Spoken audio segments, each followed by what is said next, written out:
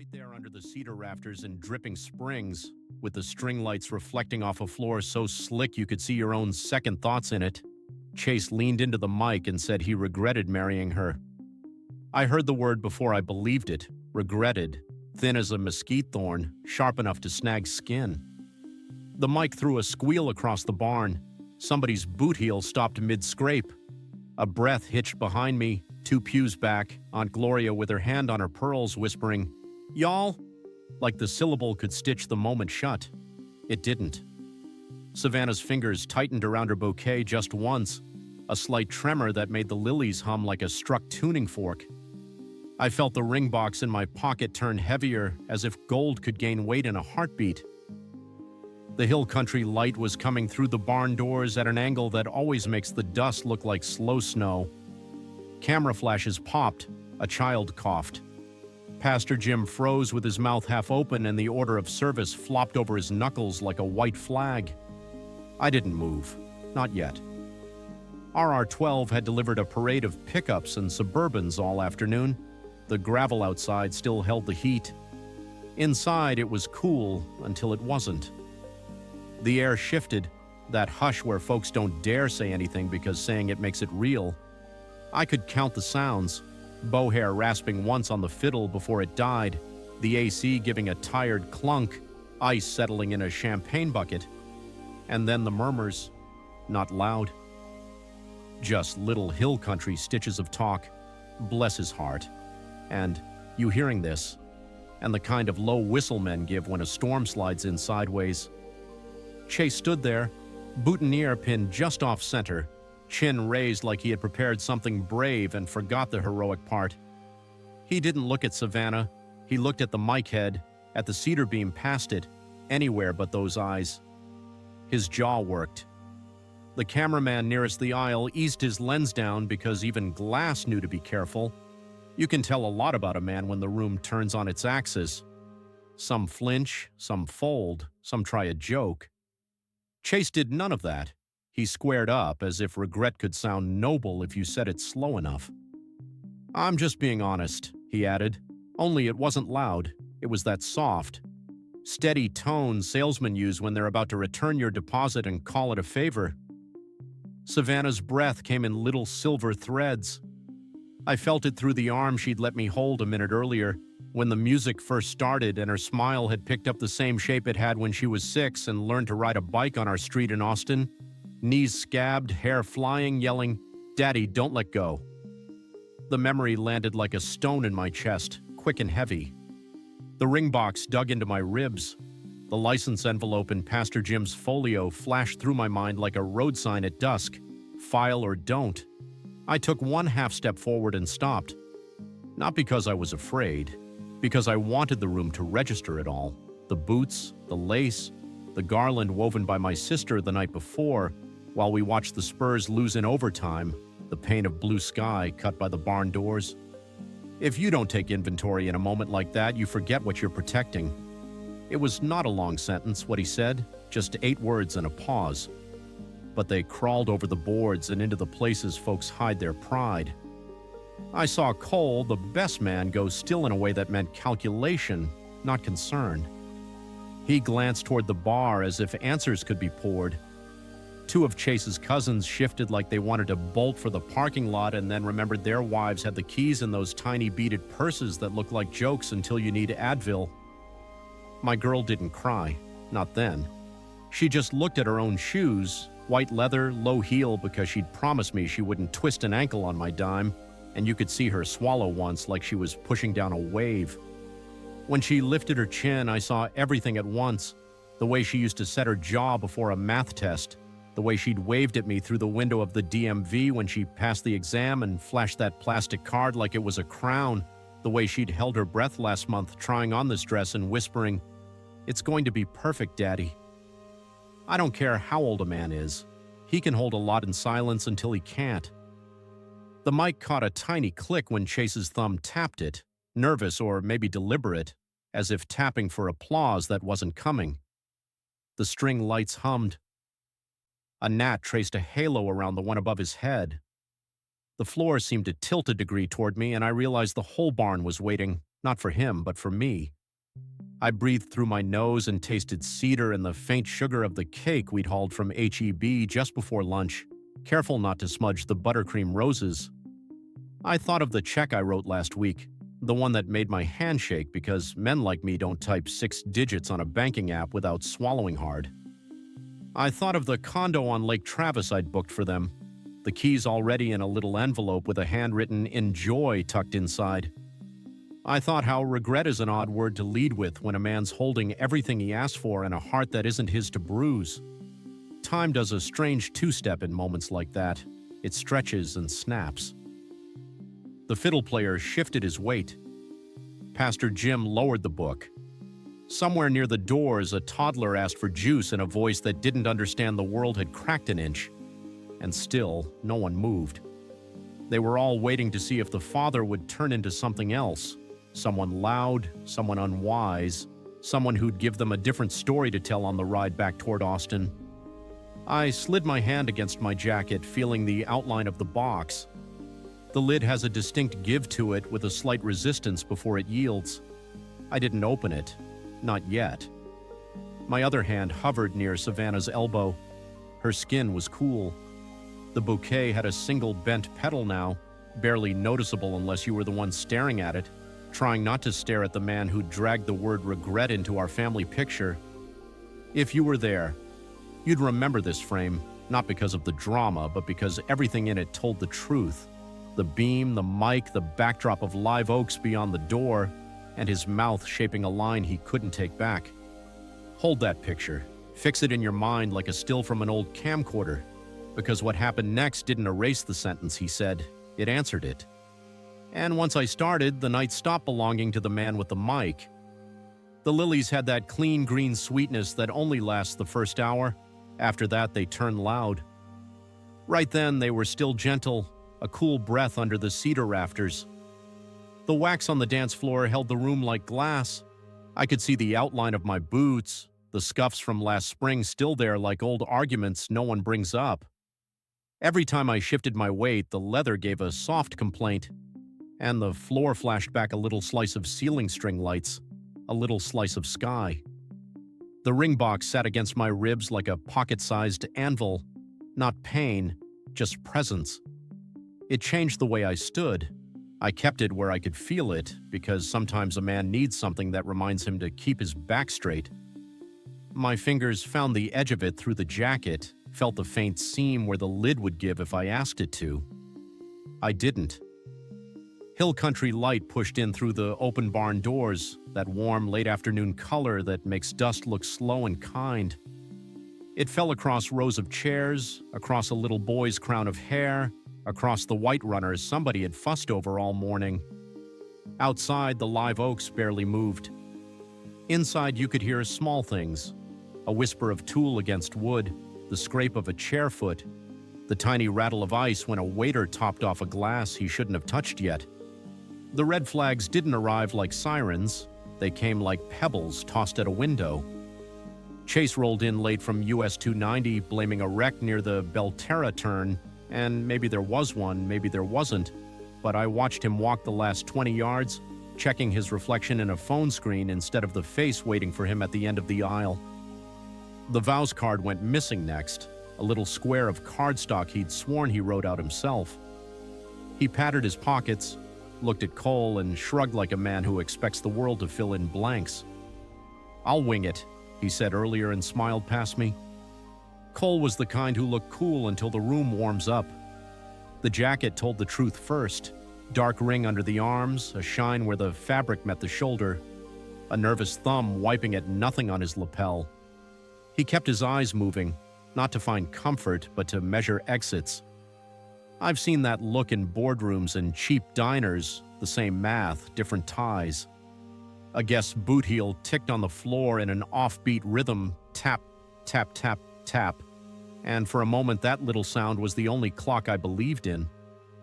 I lifted a hand to my collar, habit, not nerves, and found the knot sitting fine. The fabric was cool where the AC hit it, and warm where the light fell across it. I breathed in lilies and floor wax and a thread of cedar, the kind that clings to a man's memory longer than it clings to his clothes. Savannah's bouquet brushed her dress, just a hush of petals, and I watched the stem turn slightly in her grip as she adjusted without thinking. That's how you know someone's mind is working. Tiny changes, no wasted motion. She stared at the space between us and the officiant like she could balance on it if she had to. I tightened the hold on her arm by a whisper, enough for her to know there was weight right here if she needed it. From the doorway, you could see the parking lot shimmer. Heat held onto the gravel even as shadows stretched long. A truck door thunked shut. The quartet in the corner tuned a single string, then stopped, as if the room itself lifted a finger and said, "Wait." I felt the ring box settle again, its weight matching the heaviness in my chest. Nothing dramatic happened in those seconds. No grand declarations, no falls, no crashes. Just the shape of a place doing what places do, holding its breath until people decide whether to honor it. And in that quiet, I counted the reasons I was standing there at all. A girl who used to ride her bike in our cul-de-sac and holler, "Watch me." A check I wrote without bargaining. A promise I made to myself the first time I bounced her on my shoulder and she grabbed my ear like a rope. Hill country light, boots on glass, a hand to a collar, a best man sweating through a story he hadn't learned well enough to tell. A groom who showed up late and misplaced the words he said he'd carry. Small things, all of them. But small things set a table before a meal, and a man pays attention if he hopes to eat in peace. Pastor Jim's hand hovered over the book like he was waiting for instructions from a page that had stopped speaking. He cleared his throat once, then again, and the second one sounded like gravel in a coffee can. The order of service lay open on the ribbon, but his eyes kept sliding off the lines. He tried to restart, dearly. And the word thinned, broke, went nowhere. Chase didn't rush to fill the silence. He let it sit, let it bloom into something that touched the back row, then leaned toward the mic and said, easy as setting down a glass, "I'm just being honest." The room reacted the way a pawn does when a rock is dropped, rings spreading quickly and evenly. From the corner, the violinist dragged one last inch of sound across the string, an accidental sigh, then froze, bow in the air, wrist trembling. Someone behind us whispered, "Bless his heart," with that soft hill country sugar that means the opposite, a cough. A chair leg scraped. The air itself felt too bright. Savannah's face went pale in a way makeup can't hide. Not gone, just drained, like somebody had pulled the color knob down a notch.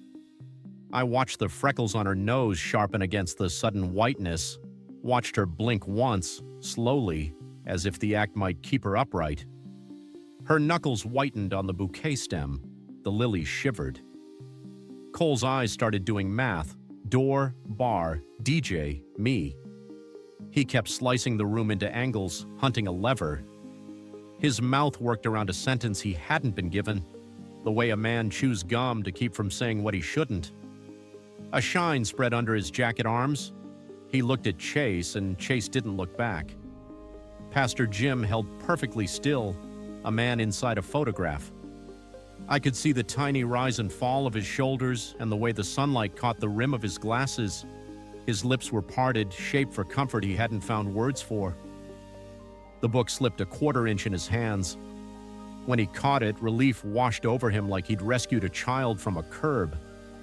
"Honest," Chase repeated, quieter as if that one word were a permit to stand where he stood. He wasn't loud, he didn't need to be. The mic carried every syllable, wrapped it and delivered it tidily to each ear. He stared past Savannah, past me, past the rafters, eyes fixed somewhere that wouldn't look back. I felt heat climb my neck and settle under the collar. Not rage, pressure. The ring box pressed its little square truth against my ribs, a private knock that said, "Steady, steady now." I slid my thumb along the seam through the fabric and counted to 3, then to 5. If I moved too soon, I'd make it about me. If I waited too long, I'd make it worse for her. A father balances like that more than people know. The guests did what Texans do when a storm surprises a picnic. They tried to be polite about it. A woman near the aisle reached for a clutch and missed the clasp twice. A man in a pearl snap shirt tilted his head and narrowed his eyes the way folks do when they're reading a brand from far off. Someone whispered, "Y'all, hush," and the hush came, full and uneasy. Savannah's breath came shallow, lifting the lace, dropping it, lifting it again. She shifted her weight to her left heel. I could feel the delicate tremor in the tendon of her arm. She didn't look at me. She didn't look at him. She stared at a point on the floor where the runner buckled a hair's breadth, as if that slight wrinkle were the only thing in the barn that wouldn't lie. Chase's boutonniere had slid crooked. Funny, the things you notice when you're trying not to see the big thing. The pin caught the light. A sliver of glare flicked into my eye and vanished. He wet his lips. The mic popped, a tiny static kiss, and a handful of phones lifted halfway and stalled, as if even glass had the sense to wait. Pastor Jim tried again, a reflex of a pastor. "Son, perhaps." He didn't finish. The word son hung there, unclaimed. And in that crack, I felt the room tilt hard toward humiliation, the cheap kind that stains. That's when the murmurs changed, not shock now, judgment, wrapped in manners. I could almost hear the phrase forming at a dozen tables down US 290 later tonight. "You'll never guess what we saw in Dripping Springs." I kept my hand where it was, light on Savannah's elbow, a touch that said, "I'm here," without asking her to carry the weight of my anger. The quartet's bow arms stayed frozen. The AC clicked on with a tired sigh and pushed a ribbon of cool air across our ankles. Dust hung in the beam like slow snow and refused to land. "Honest," he'd said. "There are truths a man can speak at an altar and still be called decent. There are others you keep until you can tell them without using someone else's heart as a podium." He'd chosen the second kind and called it virtue. In my head, something long and quiet came to a close, the way a gate swings on a hinge you oiled last spring and forgot. I didn't step forward. Not yet. I let the moment play out to its humiliating conclusion. I let the violin bow lower, inch by inch. I let "Bless His Heart" settle into the boards. Then I drew one breath that tasted like cedar and sugar and floor wax, and I decided how this night would go from here. I didn't answer him. I put my palm against Savannah's forearm, light, steady, and dipped my head toward Pastor Jim.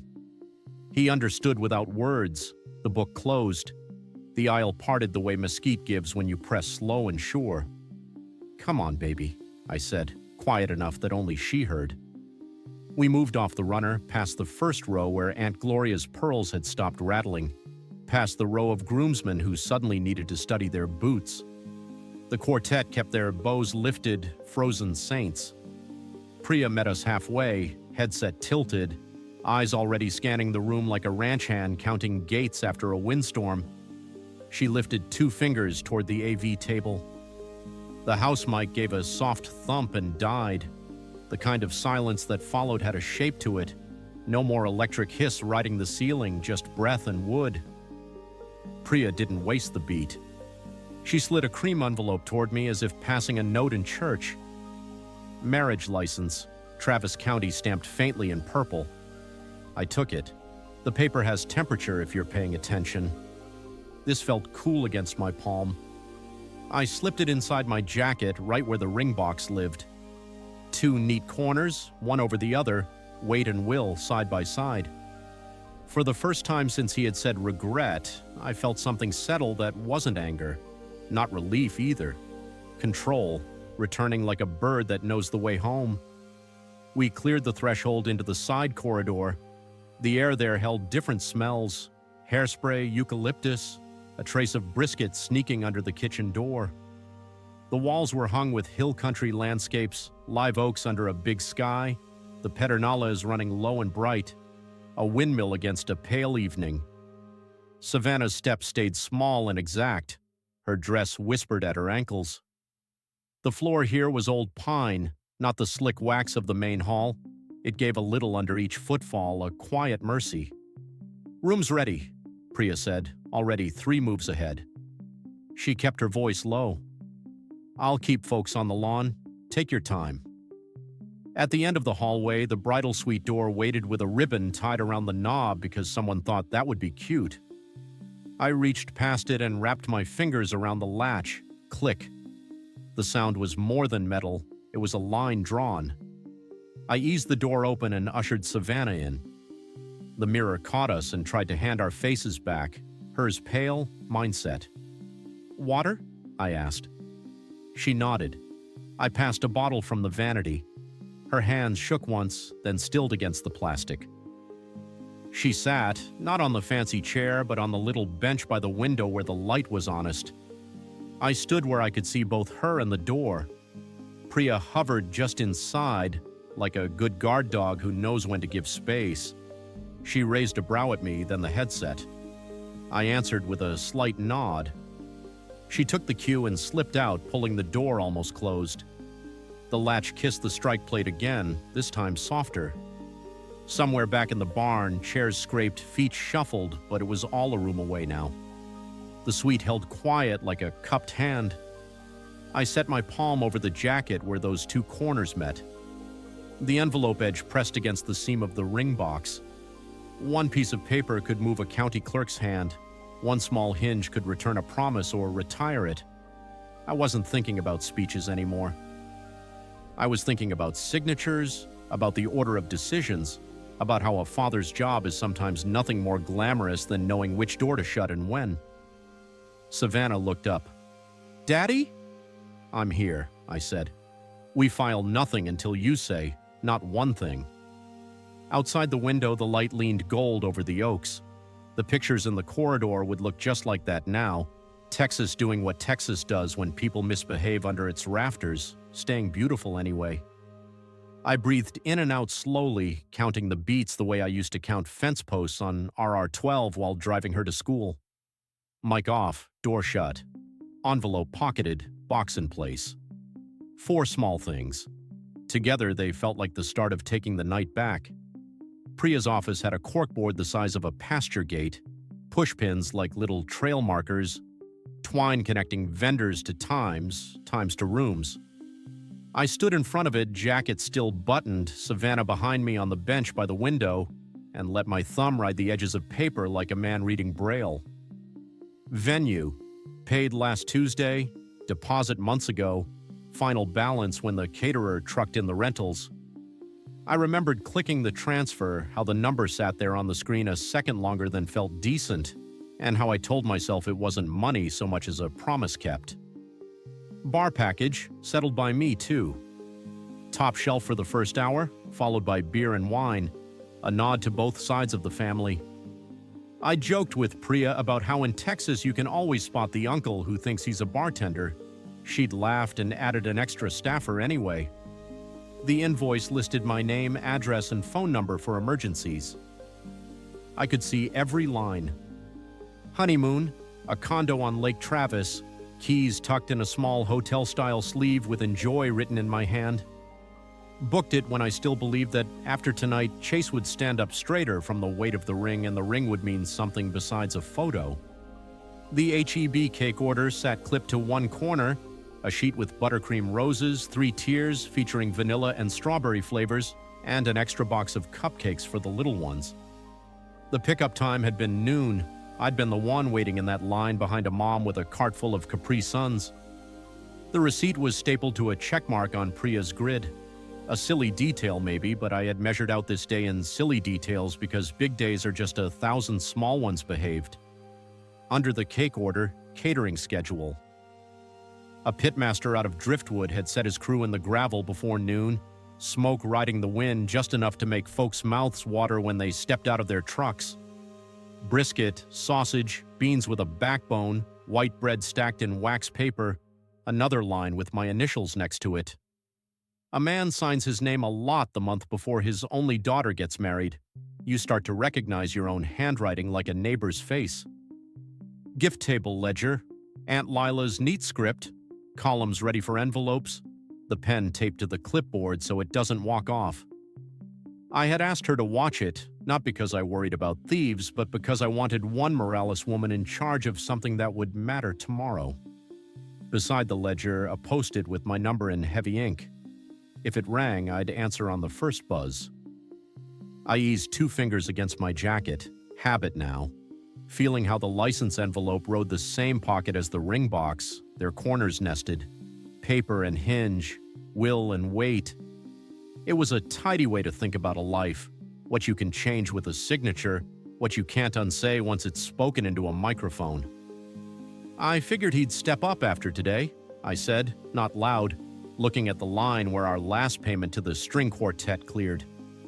You stand under a roof like this, with your people breathing the same air, and it does something to a man. The room didn't answer, but the papers did. They lay there obedient and factual, each one a little contract between me and the world, saying I will provide, I will make sure, I will not embarrass my girl in front of strangers. Savannah didn't speak. She sipped water, the bottle crinkling once, small as a blink. Her veil was pinned to the chair back now, a white flag that meant nothing to me except we'd get it back on our terms, or not at all.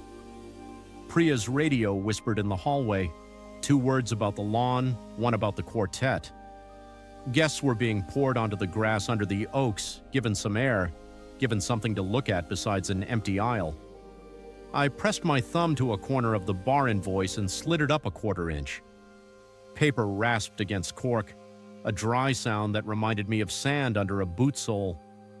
I'd wanted this night to be simple. Vows said clearly, a dance or 2, families coming together over meat that needed no sauce. I had underwritten simple like a man lays rebar, quiet, hidden, necessary, and he had stepped up to the mic and called regret a virtue. The ring box knocked once against the envelope when I breathed. It felt like a little nod. I wasn't thinking of speeches anymore. I was counting levers. Money is a lever. Permission is a lever. A father's name on a line is a lever. I had put my name everywhere so she would float. Funny thing about levers, most of them work both directions. Priya didn't ask for permission, she started moving. The corkboard became a map, the desk a ridgeline, the radio her hand to the rest of the ranch. She slid the seating chart to the middle like a topographic spread and uncapped a Sharpie with her teeth. Snap, that little sound that means business in any language. Copy that, her radio answered from somewhere near the bar. A man's voice hushed like he'd just stepped into church. Another voice layered in, lawn team. We can hold folks by the oaks. Sun's soft enough. A third voice, kitchen. Brisket resting, we're good. Priya touched the transmit button once, short and clean.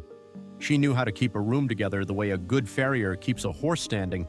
Hands where they count, words only when they help. I put my palm flat on the chart, round tables, little printed names, a path from aisle to lawn to reception.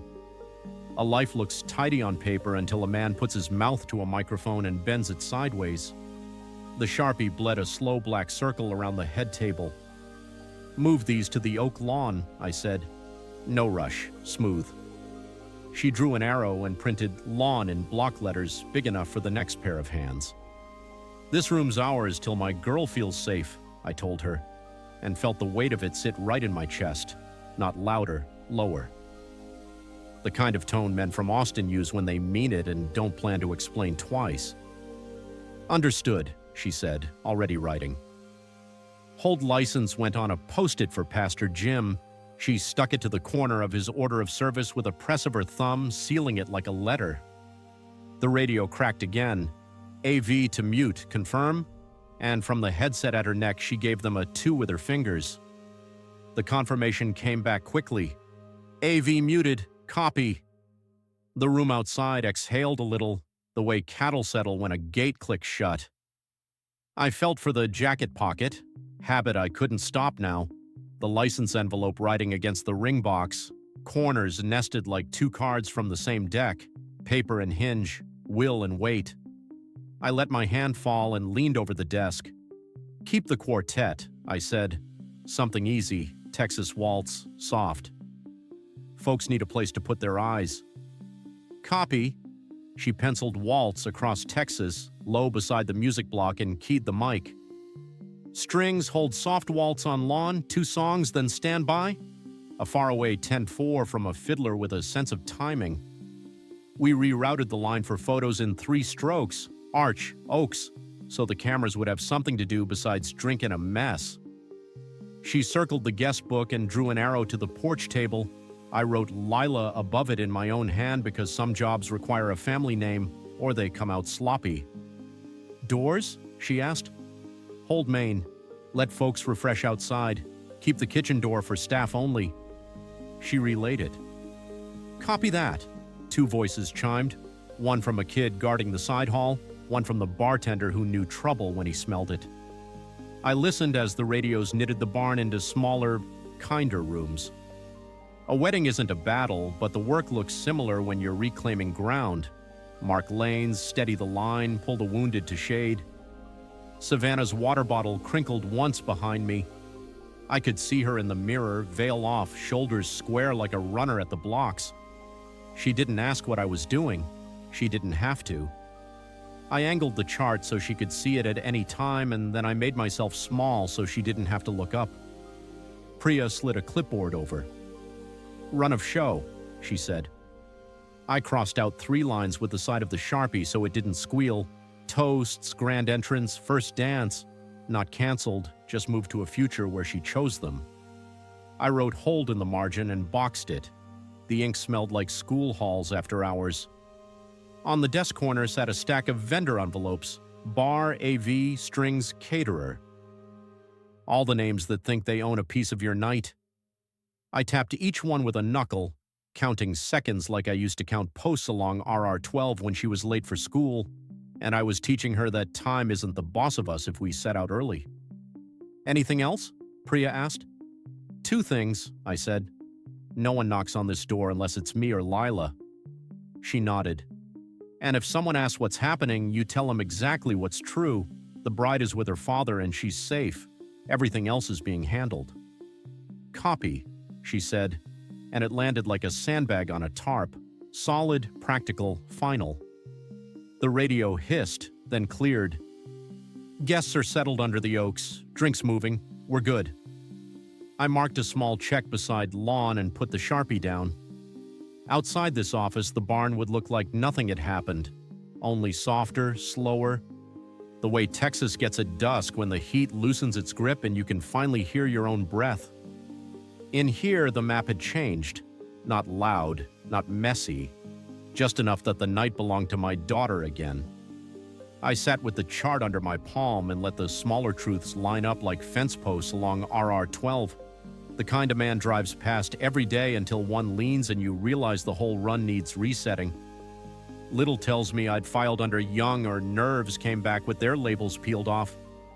Chase walking past the Keep Austin Weird mural and saying, yeah, well, some of us grew up normal, like our town was a joke you tell to strangers. Chase at my kitchen table, flicking my checkbook with a thumb and grinning, old school he called it, while he Venmo'd somebody for tickets to a band he couldn't name. Chase at Zilker in July, rolling his eyes at the drum circle and saying the only thing Austin had going for it was that you could escape to Dallas in 3 hours if you gunned it. Chase at Whataburger at midnight, calling my brisket cute because it didn't come off his uncle's pit. None of it was a crime. Add them together, though, and you've got a map that doesn't point to us. I pulled my phone from my jacket. The glass woke up to my face and laid my tools out in quiet rows. Bank, Tessa, Branch, Attorney, Ben Flores, Pastor Jim, Priya, Lila. My thumb hovered over Tessa's name long enough for the haptic to buzz a question in my hand. Now. I could see the steps. Freeze tabs, redirect authorizations, pull honeymoon funds out of a pipeline that didn't deserve them. The satisfaction of it rose like heat off gravel. I didn't press. The license envelope shifted when I breathed. A cool rectangle riding the same pocket as the ring box. Paper and hinge, will and weight. I let the feeling anchor me. You don't swing every lever at once. You pick the first that keeps your girl from being ground between them. I slid open the drawer where Priya kept her note cards, cream with a faint edge, neat as church bulletins. The pen scratched as soon as the nib hit paper. That dry rasp was a sound I trusted more than any speech. I wrote in block letters so nobody could claim they misread it. Pastor, do not file the license without Savannah's say. Ray Martinez. No flourishes, no pleas. I dotted the period like a tack. The ink bled deep, true black spreading a hair into the fibers until the words looked set enough to survive a spill. I let it breathe, then slid it under the corner of Pastor Jim's order of service so the message faced up, just like setting a stop sign where even a sleepy driver can't miss it. The radio murmured on Priya's shoulder, "Lawn stable, fiddle softly. Guests are good." And I felt my pulse match the calm of it. Outside the office window, the live oaks held their shade like cupped hands. Inside, the air carried the scent of hairspray and eucalyptus, a clean counterpoint to the sugar drifting from the cake table 2 rooms away. I let the phone rest on the desk and tapped the screen once to keep it alive. Bank. Tessa stayed right there, a bright rectangle, patient as a key you haven't turned yet. In my head, I walked through the call, counting the phrases: remove authorized users, temporary holds become permanent, confirm in writing. I pictured the POS beep when a card fails and the brief, baffled look men get when they find out money doesn't move for them just because they like the sound of their voice in a microphone. Not yet. First the paper, first the word "no" where it mattered most, at the county clerk's office, in the stack that turns a ceremony into a record. We would handle the money in a minute, we would hold the door, but the license, that was oxygen. Pull that and the fire starts looking for another room. I turned the note card sideways, pressed the corner harder like a seal, then reached into the jacket and found the ridge where the envelope's flap met the paper. My thumb sat there until I felt the beat come back to something steady. In the mirror, Savannah watched me with that leveled look she learned at 15, when she realized tests don't measure everything worth keeping. Her veil hung on the chair back. Her hair had loosened one wisp near her ear. She didn't ask what I was writing. She didn't need the words to know the shape. I slid the note card into Pastor Jim's folder so it would be the first thing he saw when he took a breath brave enough to open it. Then I picked up the phone again and let my thumb hover over Tessa one more time, just long enough to feel the buzz and tell it. Soon. Pen down, note set, paper in pocket, box against it. The map sharpened. The night tilted my way by a single degree, and in the quiet between breaths I could hear the first hinge move. Priya's hand signal was small, a tilt of the wrist, 2 fingers, yet the whole room followed it like a tide. We didn't announce anything. We shifted. Ushers took the aisles in pairs, palms open, and the guests flowed toward the oak-lined lawn the way creek water finds the low ground after a hard rain. The barn doors swung wide, evening stepped in. Out past the threshold, the hill country had started its golden trick, sun dropping behind live oaks, edges lit like coins, shadows going long and blue across the limestone. The quartet eased into Waltz Across Texas, soft enough to sound like a memory. 3 beats to the bar, a steady sway that gave everybody a place to put their nerves. A few couples reflex-stepped without meaning to, boot heel, toe, slide, then remembered where they were and laughed under their breath. Trays moved, silver flashed, glass kissed glass, shiner in bottles, topo in long necks, little highballs of ranch water sweating rings on napkins with Savannah's initials. A kid lifted a lemonade too fast. Ice rattled like a tambourine. The air outside carried cut grass and a hint of smoke from the pit, just enough to tell the body it was safe to breathe. Inside, we left the lights warm but the mic dead. The room that had been a stage became scenery, the way a set looks after closing when the actors have gone home. No speeches, no grand gestures, just the barn breathing again. I watched the last clusters drift through the doors and felt the pressure drop like a barometer finding fair weather. Priya's radio stitched the spaces together. Copy, lawn is set. Copy, bar service on the porch. Copy, kitchen holding hot. Every copy sounded like a peg set into canvas, pulling the slack out. On her desk, the seating chart had new arrows. The head table had a line through it and a neat hold in the margin. The Sharpie left its faint solvent smell, both in the schoolroom and after hours. I kept a palm against my jacket. The license envelope nestled in the pocket with the ring box, its corners snug, a firm geometry against my ribs. It changed nothing outside and everything inside, paper and hinge, will and weight. The night didn't belong to the man with the microphone anymore. It belonged to the girl behind this door and to the hands steadying her. On the lawn, the waltz turned a slow corner. I counted it the way I used to count fence posts on RR12 driving her to school. 1, 2, 3, 1, 2, 3. That gave me the measure of our window. 2 songs to settle rumor into routine, 2 songs to let kindness beat speed, 2 songs to choose from, deciding which one comes first.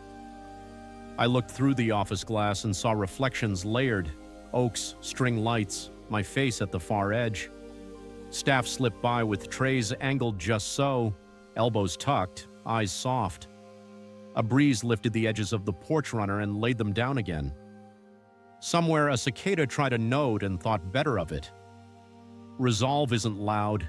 It's the sound of doors held instead of slammed, of a latch catching on the first try, of a song picked for the way it steadies a crowd without asking for applause. I stood in that quiet and let the tempo fix itself in my chest. When the last measure faded, the lawn would be calm, the story thinner, the cameras busy with oaks and smiles.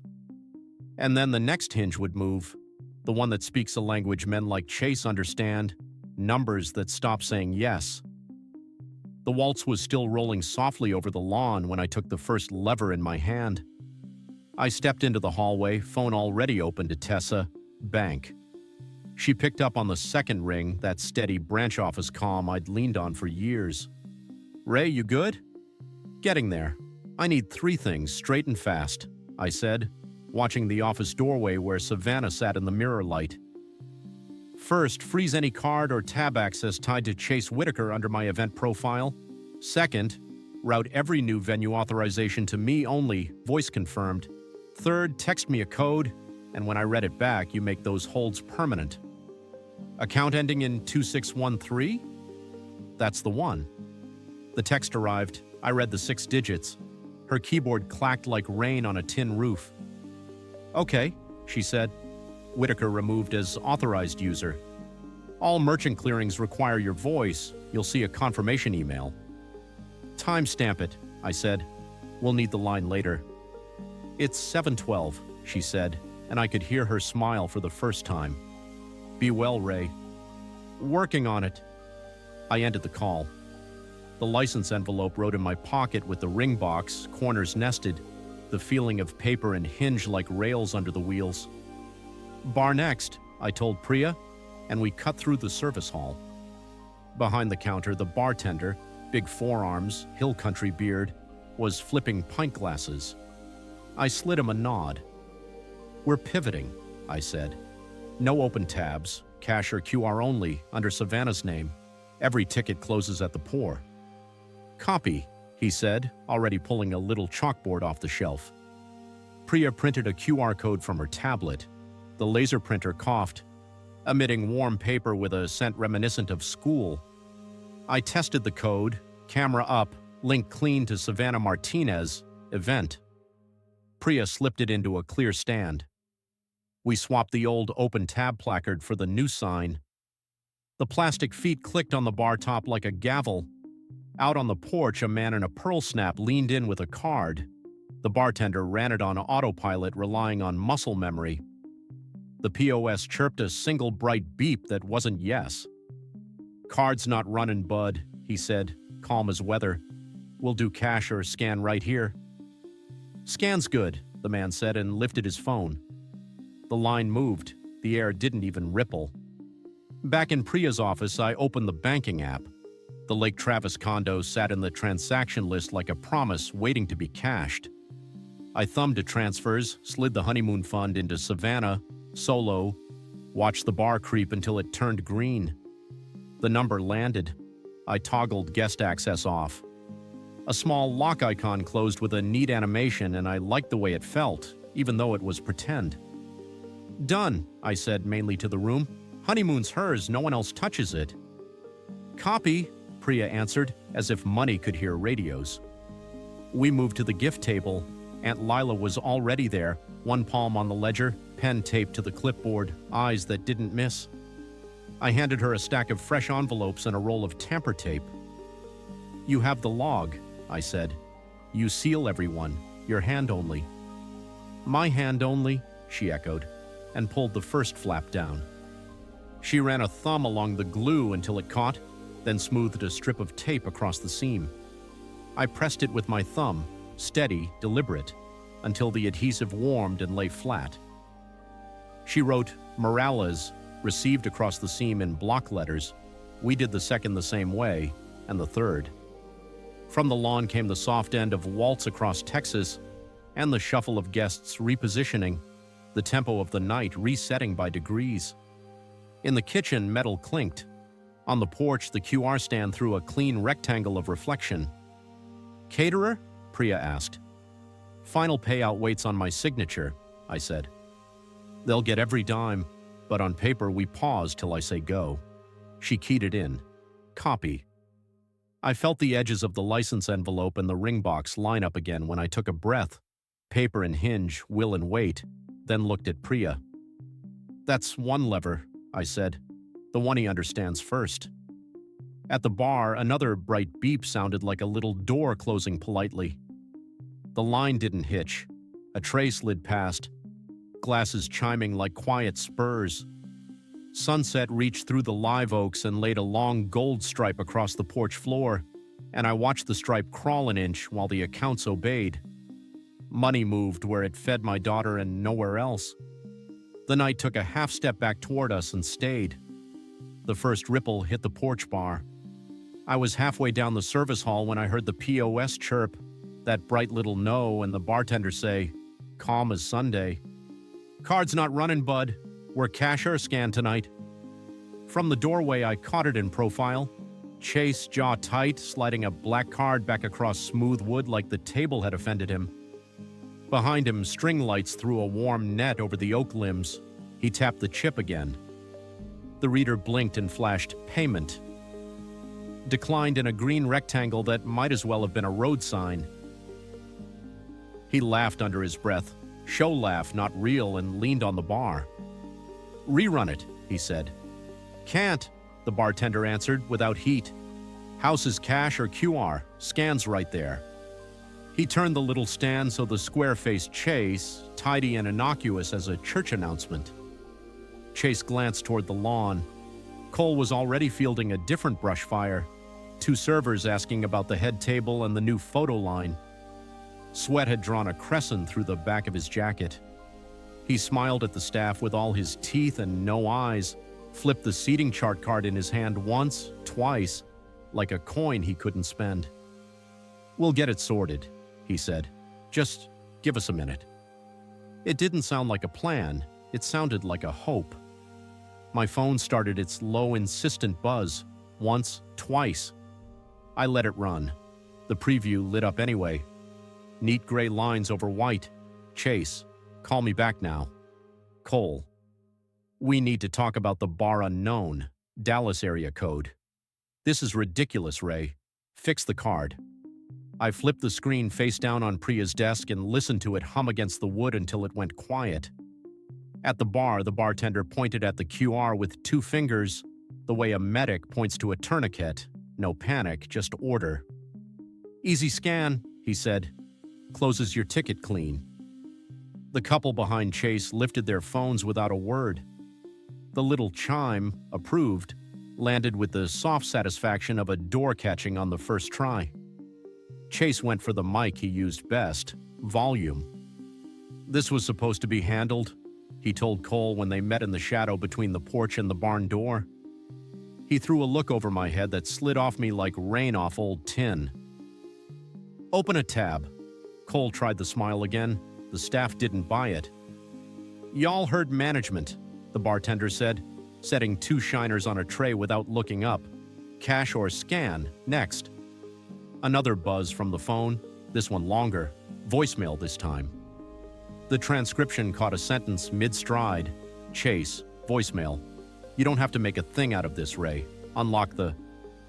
Next line stacked under it before the first finished. Cole, voicemail. We can smooth this. People are asking questions. You're making... I didn't press play. I watched the lawn instead. Guests shifted into a new normal with the grace of people who want their night back.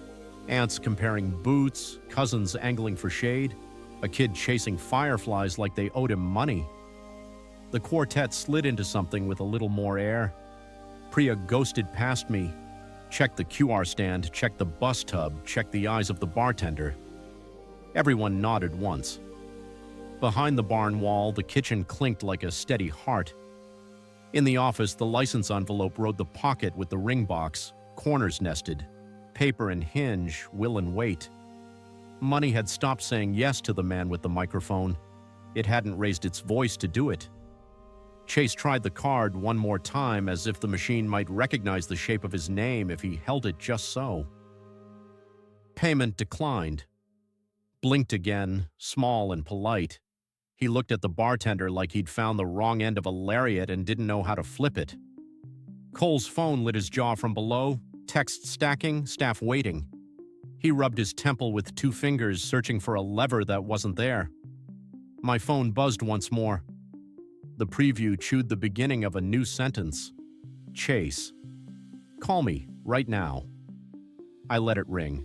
The sound was just a sound. Out on the lawn, somebody laughed, clean, relieved, the kind that happens when grown folks remember they can still enjoy themselves while the weather changes.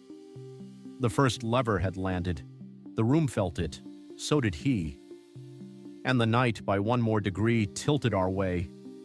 Pastor Jim knocked once and eased in like a man stepping onto a porch he built himself. The order of service was still in his hands, ribbon marking a page that didn't matter anymore. I tapped the note card I'd wedged under his booklet so he couldn't miss it. Pastor, do not file the license without Savannah's say, I read so the words weren't just ink. We're pausing the ceremony.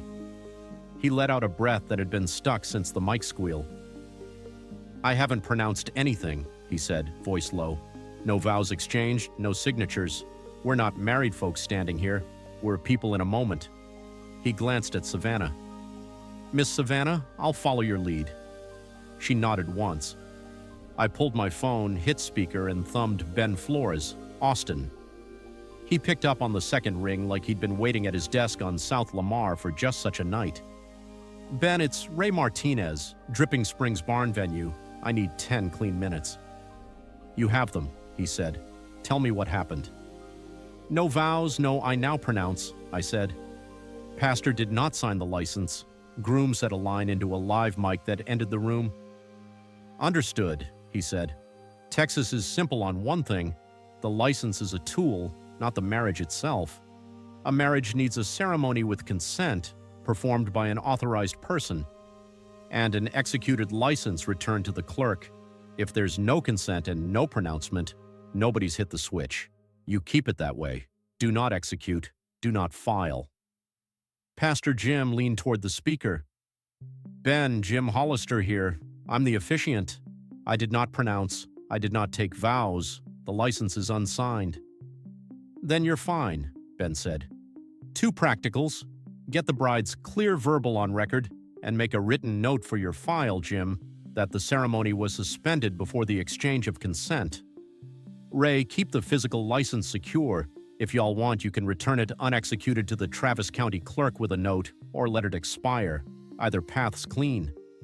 I opened voice memos. The red dot blinked, ready. I set the phone on the vanity between us where the mic would catch the air without picking up nerves.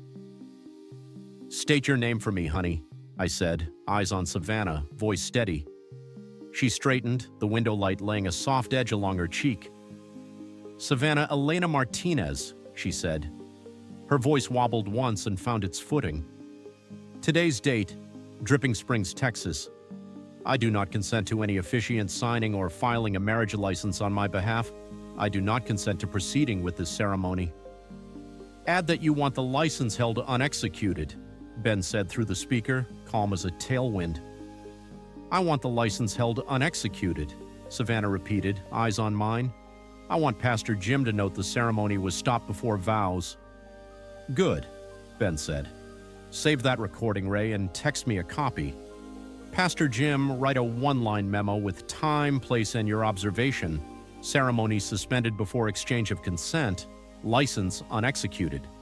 Keep it with your book. If anyone ever asks, your paper tells the truth. Pastor Jim nodded, already fishing a pen from his inside pocket. I'll make the note now. He wrote slowly, like men do when they know a sentence will matter later. I hit stop on the recorder. The little waveform froze, the red dot went still. I renamed the file Savannah Consent Do Not File and sent it to Ben with a 2-word text, for record. The gray check landed. Last thing, Ben said. Ray, you control access to the license itself. Possession helps keep clean lines. I slid a hand to my jacket. The license envelope was right where it had been since Priya passed it to me. Cool paper riding the same pocket as the ring box. I pushed it deeper, felt the flap edge settle against the hinge, paper and hinge, will and weight. I buttoned the jacket reflexively, and the click sounded like a small door closing securely. Ben, I said, will return it unexecuted to the clerk when the dust clears. That's fine, he said. Text me if anyone tries to pressure the pastor or your daughter. You don't owe anyone speed, you owe clarity. I'm here. Appreciate you, I said, and ended the call.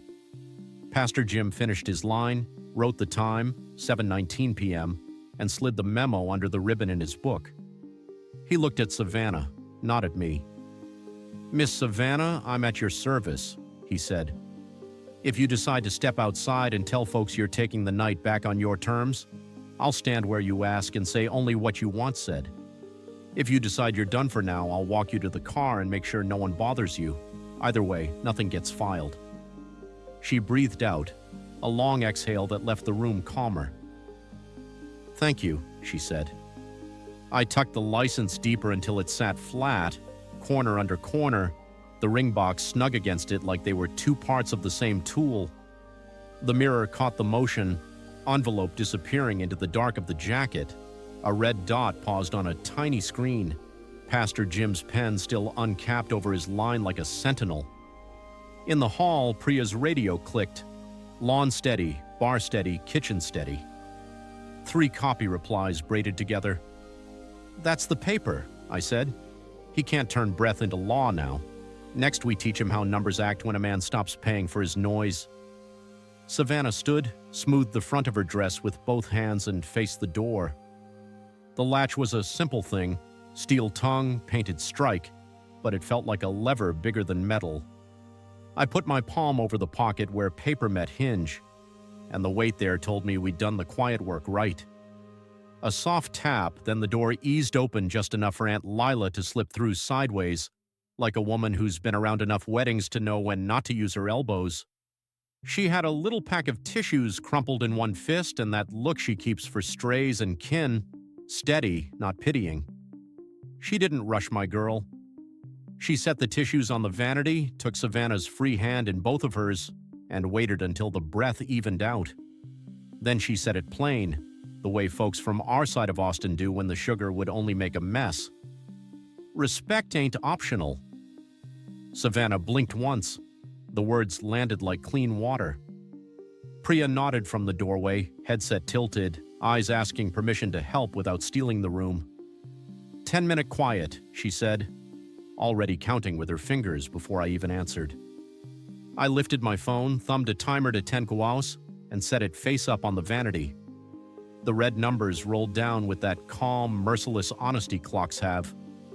No knocks unless it's me or Lila, I told Priya. Copy, she said. She cracked the door an inch, just an inch, for fresh air.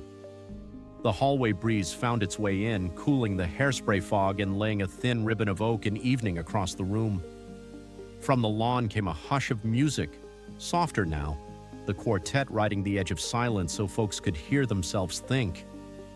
Lila squeezed Savannah's hand. You don't owe that boy your good manners, she said, voice low. You owe yourself your peace.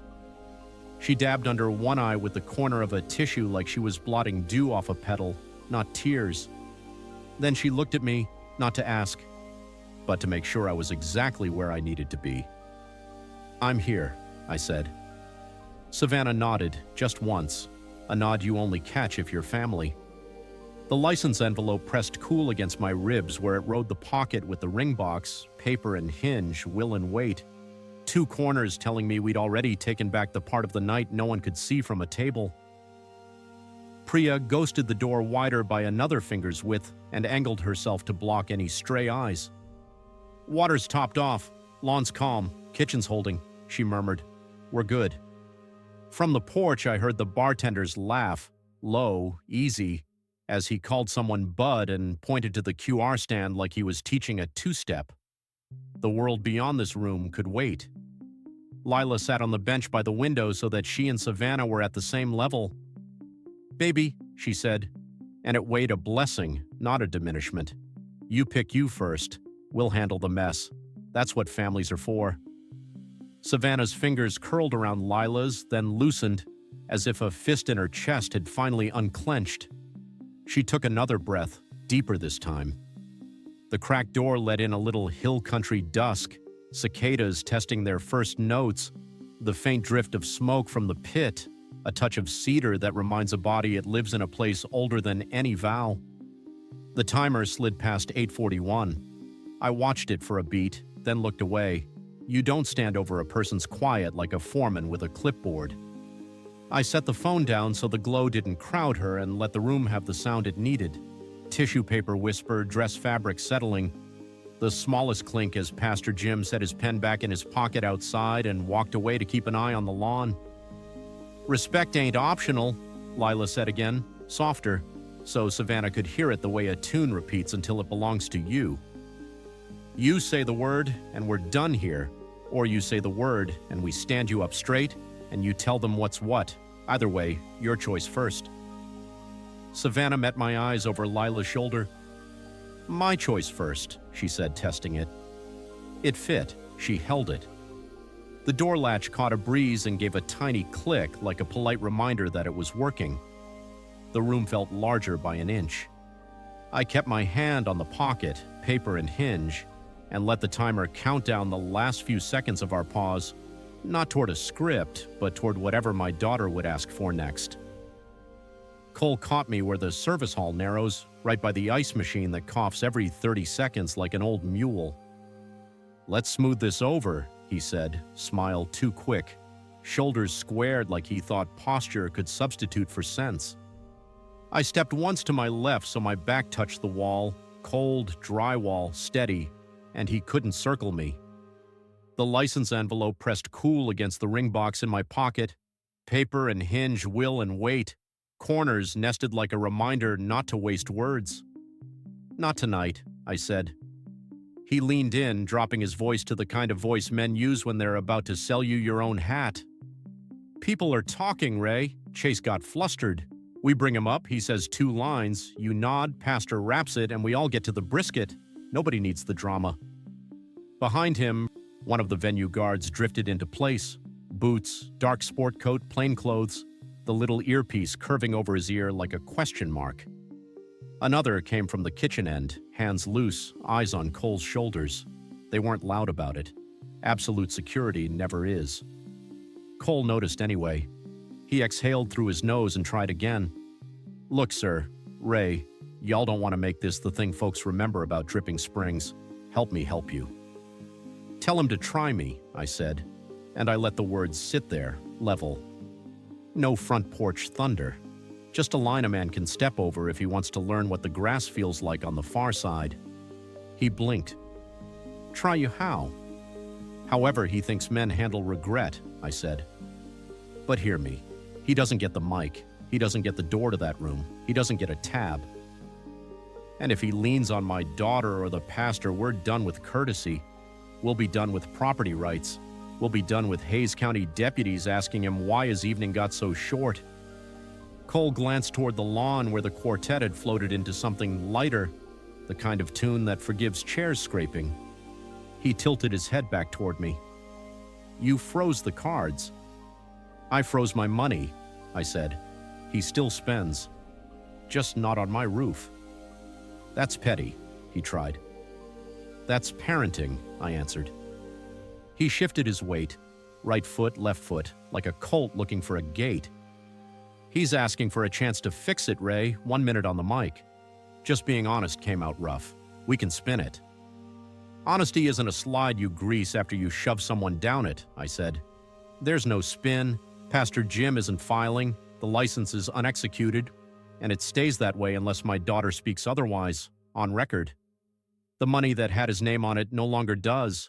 That's how the night is built now. He tried a different lever. You want this on video?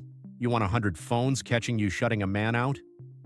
I took a half step closer so he could smell the cedar on my jacket and know I was from here.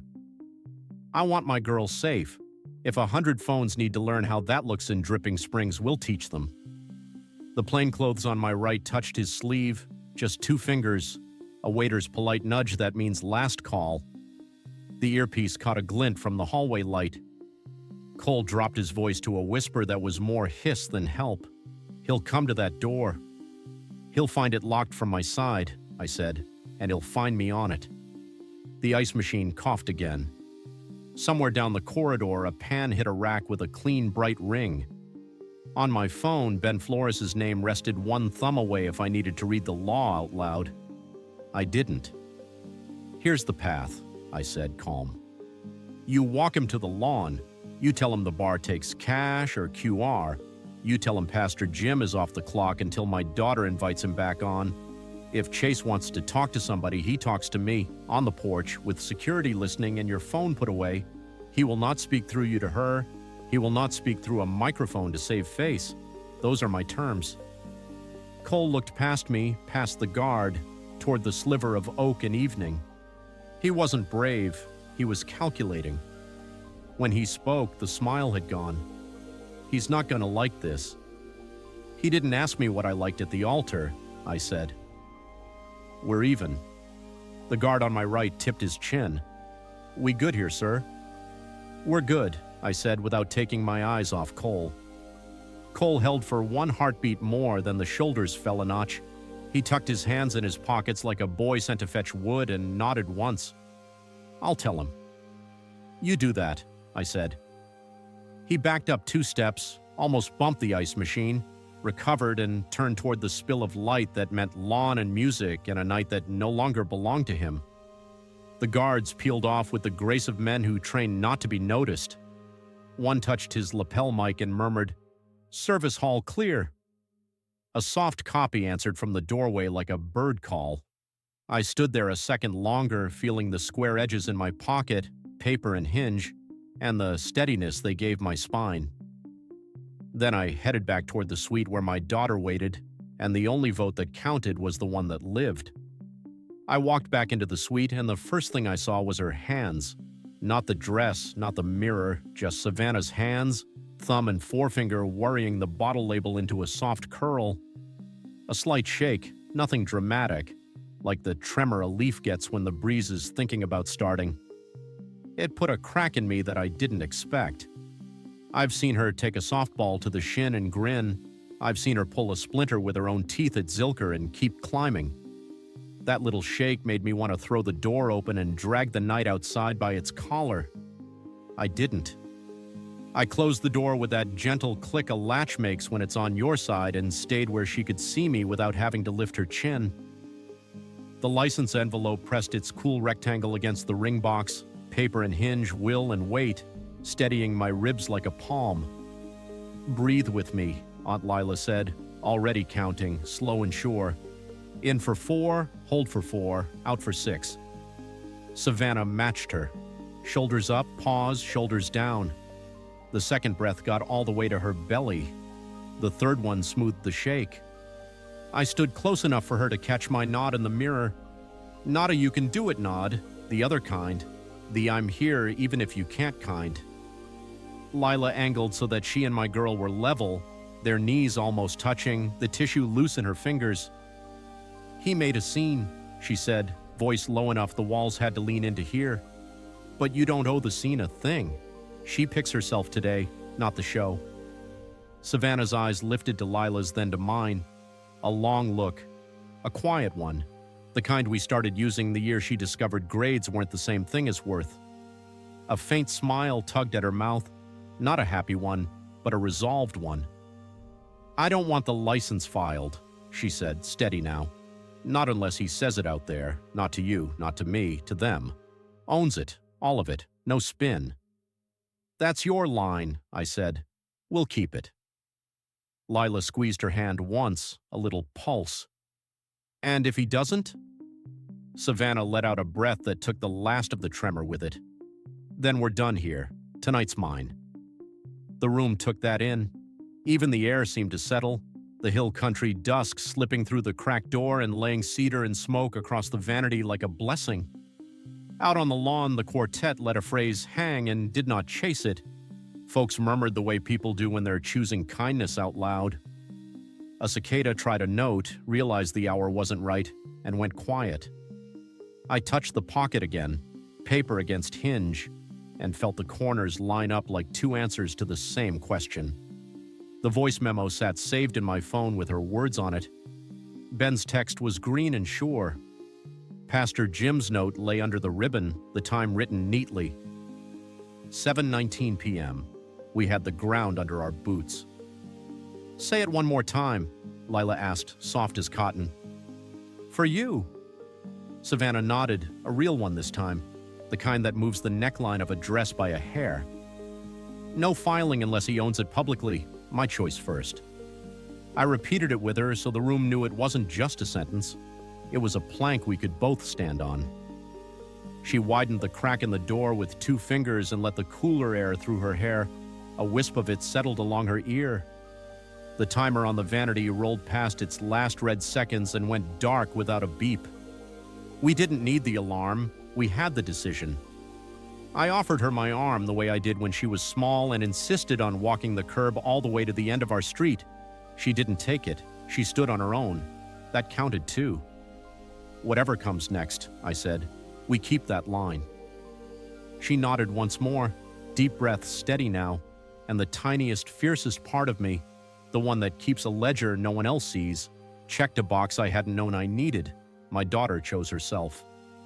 The revenge in me quieted a notch. It wasn't gone, just disciplined. We'd do the rest like we'd done everything tonight, clean, piece by piece, in the open where it mattered. Out beyond the door, the light over the oak shifted toward gold. Inside, the weight in my pocket reminded me of what we'd already taken back. Paper and hinge, will and wait, and the only condition that could move either, her word. We moved on the room like a crew that's done this before. Quiet hands, clean lines, no chatter.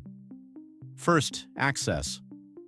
Priya met me at the service hall with a bundle of lanyards and a roll of colored dots. "Green room resets now," she said. "New list?" "4 names," I answered. "Savannah, me, Lila, you, Pastor Jim is on call." She clicked fresh clips onto the fabric, peeled off red dots, and pressed 1 to each pass. The guard swapped our tags with a soft snick and collected the old ones in a shallow tray. The hallway camera blinked once as Priya keyed a new code. "Staff only," she told a caterer who'd drifted too close. He nodded, stepped back. One guard took the corner by the bridal suite, neutral stance, hands loose, eyes kind. The other floated to the far end and anchored the seam where the public becomes private. I touched my jacket pocket, license envelope cool against the ring box, paper and hinge, will and wait, and felt my spine find its length. Next, the tables. In the office, Priya slid heavy cardstock into the little event printer. Its rollers hummed, the warm scent of paper rising like a school night. The head table layout glowed on her screen. I drew a line through Mr. and Mrs. Whitaker and wrote, "Savannah Clean," where it belonged. "She sits where she wants," I said. No sweetheart signs, no name that isn't hers. "Copy," Priya said. The printer chattered. Fresh cards slid out. Savannah Martinez, Aunt Lila, Abuela Elena, Uncle Tomas. She fed them to a paper trimmer, chic, edges square and neat. We carried them to the barn where the strings of eucalyptus still smelled green. The old place cards lifted easily, the new ones settled with a brush of fingertips. I palmed the little acrylic Mr. and Mrs. placard from the rail and set it in the office drawer. The emptiness it left felt honest. "Runner's crooked," a server whispered. I straightened it a finger's width so a photographer wouldn't have to. Small mercies for later. The DJ passed behind us with his clipboard. I tapped his elbow. "Run of show change," I said. "No grand entrance, no open mic. When we're ready, I'll cue you for background only. If there's a voice tonight, it's by my hand or Pastor Jim's, nobody else."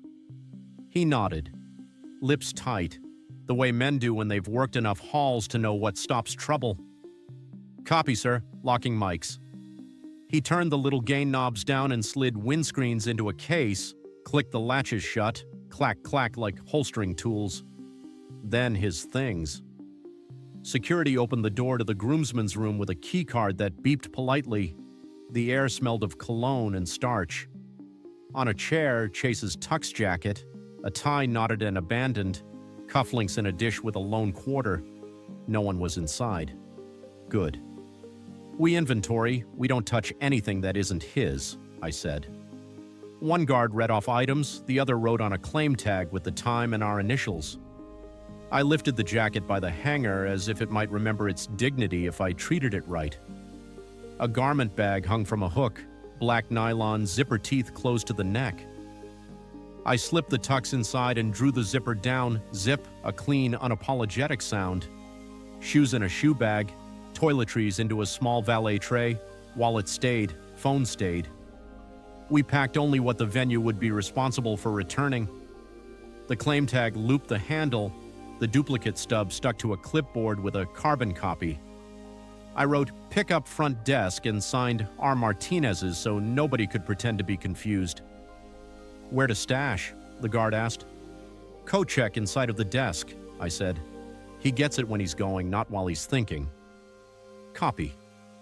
The bag moved out under a quiet arm the way a nurse carries a chart. Back in the hall, the DJ leaned over his table with a pen. "Updated blocks," he said. I glanced. Dinner, ambient, toast. Hold, father-daughter, standby. No grand entrance, no open mic. He'd penned a little box that read "Ray only" and drawn a line from it to the wireless. He looked up. "We're tight." "Good," I said. When I raise my hand, give me 10 seconds of room tone, then nothing. 10 seconds, he echoed. Hand over the fader like a promise. On the way back to the suite, Priya handed me a small zippered pouch. "Sweet key, fresh batteries for your lab if you want it later. Breath mints because I'm a professional," she said, deadpan. I took the pouch and the squared edges felt smooth against my palm. In my pocket, paper met hinge and steadied. We paused at the door so the guard could check the corridor. He tipped his chin, clear. Priya adjusted the red dot on my lanyard where it had wandered, set it true. "All right, Mr. Martinez," she said, soft as a friend, precise as a clock. "Space is set, money is set. Paper is set, your call on when to move the room."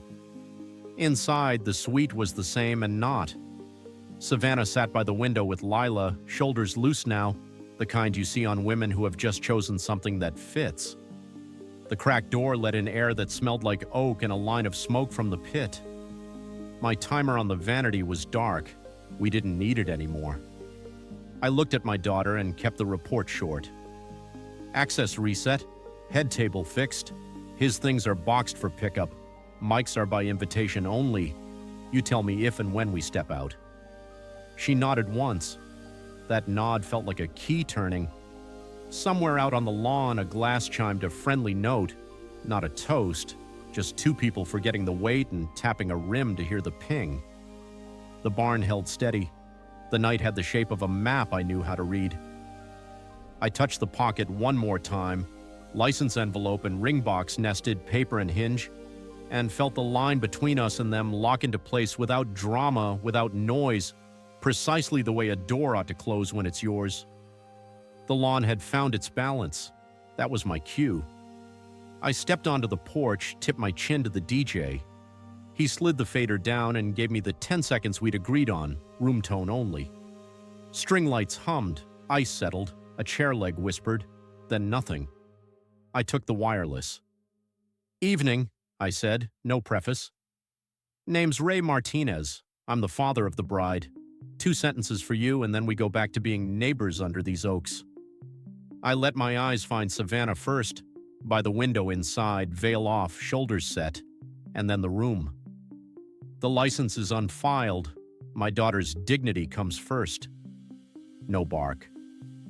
Just the actual weight of it. Heads came up like sunflowers. I held the mic lower, not to hide, but to steady it. Some of you heard a word at the altar. We're not going to let that word rewrite the truth. So here's clarity you can take home and repeat clean. I lifted my phone so folks could see it wasn't a story told secondhand. Today at 2:41 p.m., a message went from Chase to Cole. I'll paraphrase so I don't have to wash my mouth later. I've got cold feet. Not sure I can fake this much longer. Maybe we skip vows and go straight to the party. A rustle ran through the lawn. No gasp, just the kind of sound people make when puzzle pieces finally sit flush. From the back, a woman said, the kind that means she's done taking notes. Somebody near the rail murmured, "That's right, y'all," like an amen that remembered its manners. I kept going. We are not filing anything tonight. Pastor Jim has noted that the ceremony was stopped before consent. The Travis County license is in my pocket, unexecuted, and it will stay that way unless my daughter says otherwise in public and in peace. I tapped the jacket where paper rode with a hinge, the license envelope pressed cool against the ring box, will and wait side by side, where a man keeps what matters. Movement at the porch steps. Chase shouldered through a gap as if his name were a key. He lifted a hand toward the mic with a smile you put on when you want a discount. Security slid into place. Plain coats, soft hands. One of them shook his head once, gentle as closing a gate. "Ray, come on," Chase said, loud enough to travel. "Let me talk." I said I was being honest. "You said regret into a microphone," I answered. Still to the crowd, not to him. Honesty would have been quiet and earlier. I lowered the mic so only the first row heard the following line and then passed it back like water. "You don't get to use my people as your stage." Inside the barn, Savannah stepped to the threshold. She didn't make a speech. She didn't need one. She lifted her left hand, slid the band free with a single clean motion, and I met her at the rail with the box. She set the ring inside. The lid came down. The hinge gave that small, perfect snap a room hears even when it's trying to be polite. "That's my girl's answer," I said back into the mic, voice steady.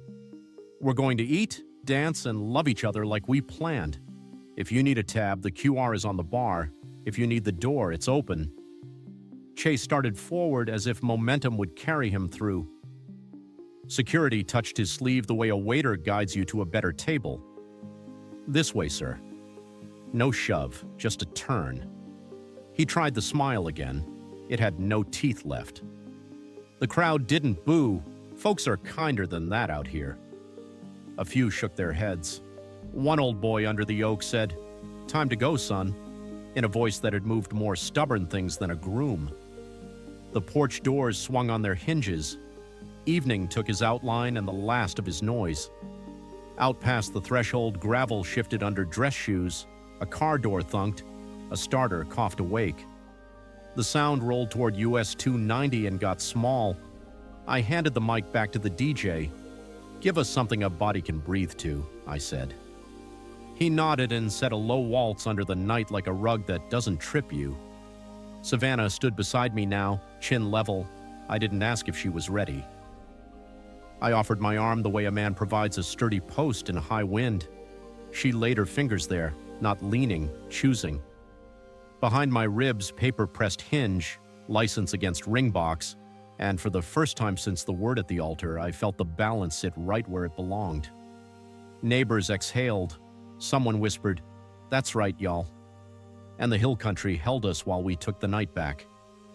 The barn doors breathed cool air and cedar into the porch, and for a minute, the night itself felt like a witness.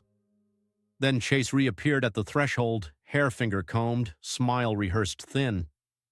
"Ray, 5 minutes," he said, palms up like a man turning out his pockets. "Let me fix it. I'll say what you want. I'll tell him I wasn't thinking." Behind him, the gravel lot shimmered under string lights. Beyond that, US 290 hummed like a far creek.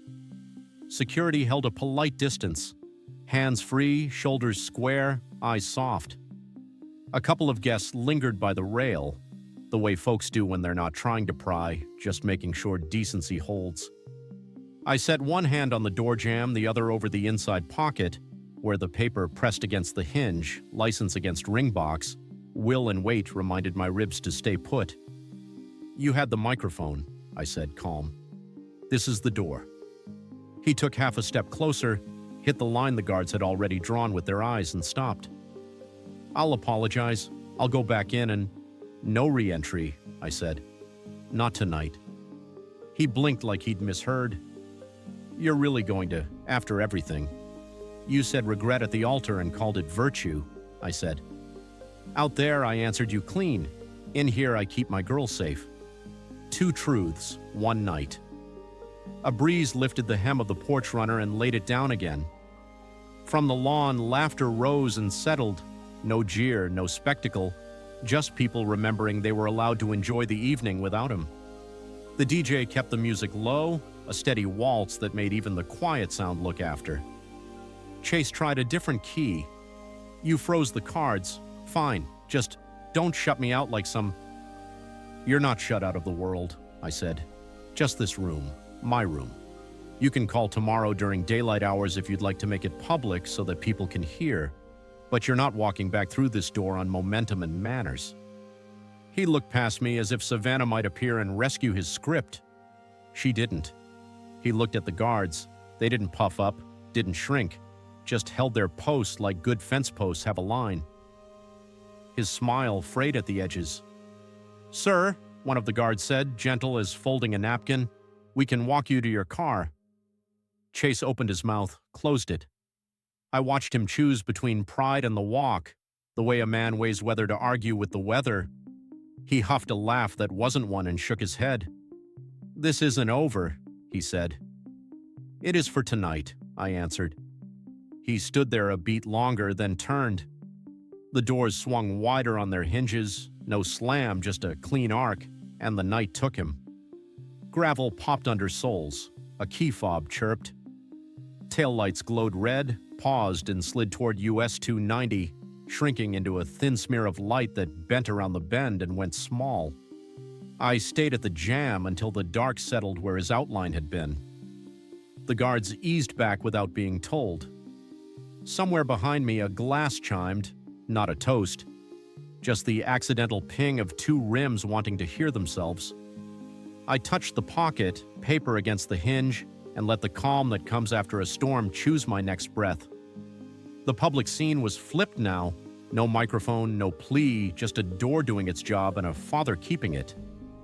The lawn eased into itself the way a pond goes smooth after a stone. We didn't announce a thing.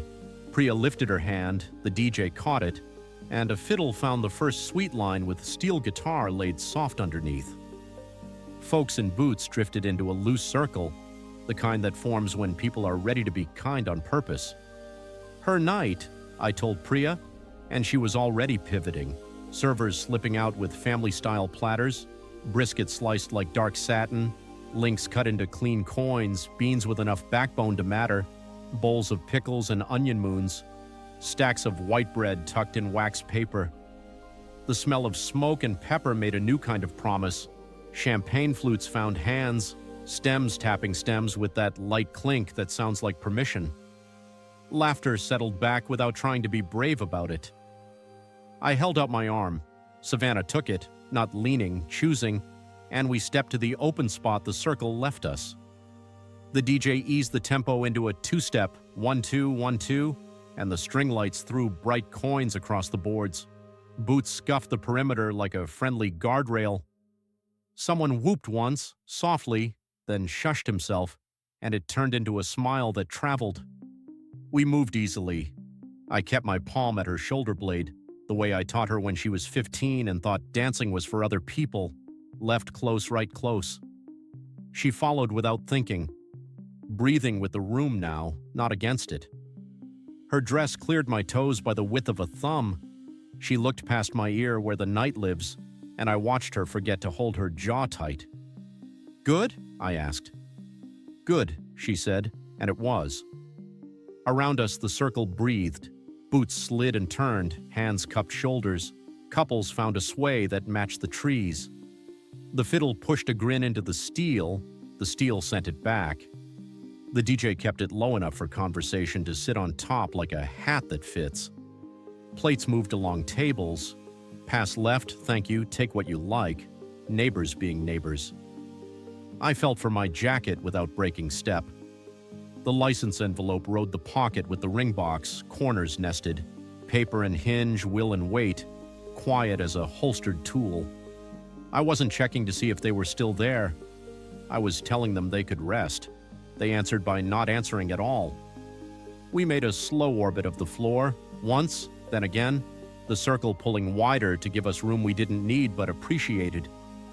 Aunt Lila wiped under one eye and pretended to adjust her bracelet. Pastor Jim stood near the rail with his hands folded, watching like a man who had written the right line and put his pen away. Priya angled a server's tray so a kid could reach a roll without knocking over a sauce cup.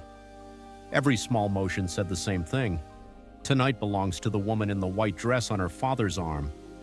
The song turned a corner and we turned with it. On the far side of the lawn, the barn doors held their own kind of calm, wood dark against a sky that still had one thin stripe of gold in it.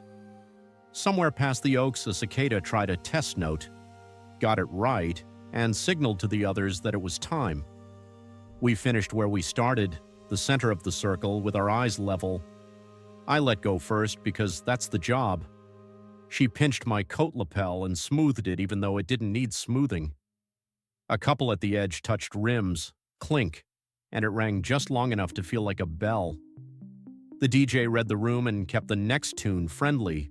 Another two-step, a shade quicker, a smile wider. I stepped back, opened my palm to the space like a man invites company to a porch, and the circle flowed into the spot we'd left, cousins taking a whirl, a tiny aunt finessing her husband into rhythm, kids skittering at ankle level until a server steered them around a platter with a grin.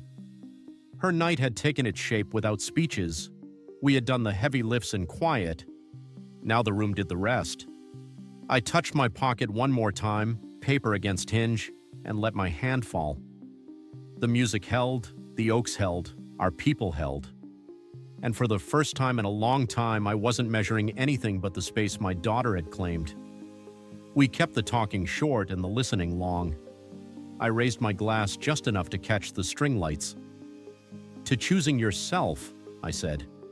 "May it never feel like an apology." A few heads bowed, a few eyes shone. Pastor Jim added one line from the rail, nothing sermon-shaped, just "to clear words and kind rooms." Aunt Lila lifted her flute last. "To Savannah's peace, long may it mind its own business." The clink that followed was gentle, not loud, like rain tapping a tin awning. At the head table, the florist's bouquet had outlived its ribbon. I eased the stems into a mason jar, water catching the gold from the bulbs overhead. It looked right there, Texas simple, petals settling like they finally trusted the jar to hold them. Priya opened her desk and I did the quiet work. The license envelope lay flat on the blotter, unexecuted, written clearly across the flap.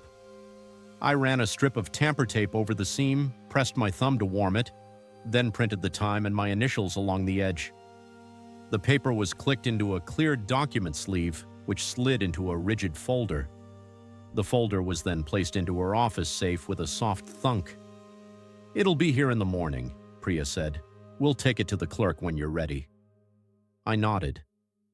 No hurry. Clarity waits well. The ring box was last. I opened it once, to see the metal catch the light and not feel owned by it, and shut it again. The hinge gave that slight authentic sound I'd been hearing all night. I set it in the top drawer of Priya's desk for now, alongside the extra paper clips and a roll of blue painter's tape, a place for tools that no longer need to be on the counter. Back outside, the hill country did what it does at this hour. Edges softened, oaks turned to silhouettes. The sky carried one last band of color before letting the dark do its job. Folks ate, they passed plates, they found their old stories and didn't force the new one. The fiddle stayed easy, the steel smiled along. You could hear chairs scoot and boots settle and someone laugh from their belly the way people do when the worst has been named and the rest is ordinary again. Later, after the last pan clinked and we'd hugged the people who knew when to leave, we drove the quiet road home. The string lights in the backyard stayed on a little longer than usual, a habit I never got around to fixing. I took the ring box and envelope inside, set the box in my own top drawer, and slid the sealed license into the middle file where essential things nap until they're needed. Then I walked back out to the porch swing. Cicadas had the night. Their song isn't pretty, but it's honest, steady as a fan on low. Lila joined me with 2 mugs we didn't need. They steamed just enough to give our hands purpose. "You did right, Ray," she said, eyes on the dark line of the fence. "I did what I promised I would when she was 6 pounds and loud," I said. The swing creaked once, then found its rhythm. The yard held the kind of still that isn't empty. Through the window, I could see Savannah in the kitchen tucking the mason jar on the counter, flowers standing straighter than they had all day. She turned off the light, leaving the jar by the sink where the morning would find it first. I leaned back and let the porch carry my weight. Inside my jacket, the pocket felt different. No heat from paper, no square from a hinge, just cloth and breath. The night had given back what mattered, not with fireworks, but with 4 small things done right.